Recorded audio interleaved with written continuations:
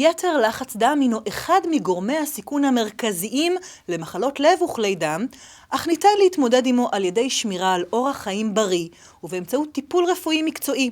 חשוב להתחיל במעקב פעיל וטיפול משולב מוקדם ככל הניתן על מניעת יתר לחץ דם ודרכי הטיפול בלחץ דם גבוה בסרטון הבא.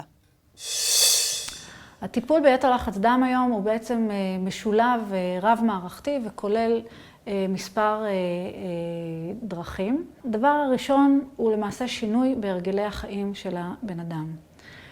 חשוב מאוד לרדת במשקל. למעשה אנחנו יודעים שיש קשר ברור בין הירידה במשקל לבין ירידה בלחץ הדם. אפשר לומר באופן גס שירידה של כל 5 קילוגרם במשקל תביא לירידה של 5 מילימטר כספית בלחץ הדם, ולכן חשוב להתמקד בנקודה הזאת. בנוסף, חשוב לעשות שינויים תזונתיים. מומלץ להימנע מאכילת בשר ולהרבות באכילה של עוף או דגים, פירות וירקות, חלב דל שומן ומזונות שיש בהם תכולה של שומנים לא רבועים גבוהה ותכולת סיבים גבוהה ומגנזיום ואשלגן. ובנוסף מומלץ לאכול דיאטה שהיא דלת נתרן. כשאני אומרת דיאטה דלת נתרן, אנחנו מדברים על ההמלצות היום שהן לאכול עד 1.5 גרם נתרן ביום. זה לא כל כך פשוט, אבל אפשר לנסות, ואת מרבית הנתרן שאנחנו אוכלים, אנחנו לא מקבלים מהמלחייה, אלא אנחנו מקבלים ממוצרי המזון שאנחנו קונים, כדוגמת נקניקים, נקניקיות, בשר, קטשופ, רוטב סויה, גבינות שמנות שמכילות גם הרבה מלח וכדומה. מומלץ פשוט לקחת את המוצר ולקרוא כמה מיליגרם של נתרן יש לכל 100 גרם, וככה לנסות ולאזן את כמות הנתרן שאוכלים ביום.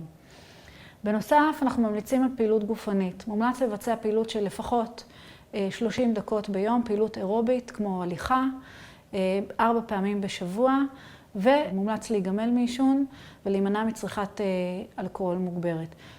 בכל אותם שהטיפול לשינויי הרגלי חיים לא עזר להם, אנחנו מתחילים טיפול תרופתי, ויש לנו היום מספר משפחות של תרופות שאנחנו יכולים להשתמש בהן. אני אתן כמה דוגמאות. יש תרופות מקבוצת המשתנים, שזה תרופות שגורמות להפרשה מוגברת של מלחים ושל נוזלים מים מהכליות, ולמעשה מפחיתים את נפח הדם ובכך מפחיתים את לחץ הדם. יש תרופות מקבוצת חוסמי הקולטן בטא שנמצא על גבי הלב, שמפחיתים את קצב הלב ואת עומס הלב, ועל ידי כך מורידים גם הם את לחץ הדם. יש תרופות שגורמות להרפיית השרירים בדופן כלי הדם, למשל תרופות שמעכבות תעלות סידן. ויש עוד תרופות שגורמות להרפיית כלי דם, כמו מעכב האנזים שמביא ליצירת החלבון אנג'יוטנסין 2, שגם הוא גורם להתכווצות כלי דם.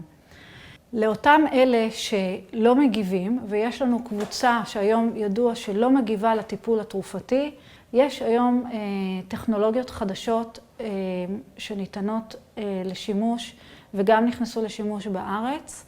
אני אתן לדוגמה, אפשר היום לבצע צריבה של מערכת העצבים הסימפתטית. צריבה כזאת נעשית בעורקי הכליה.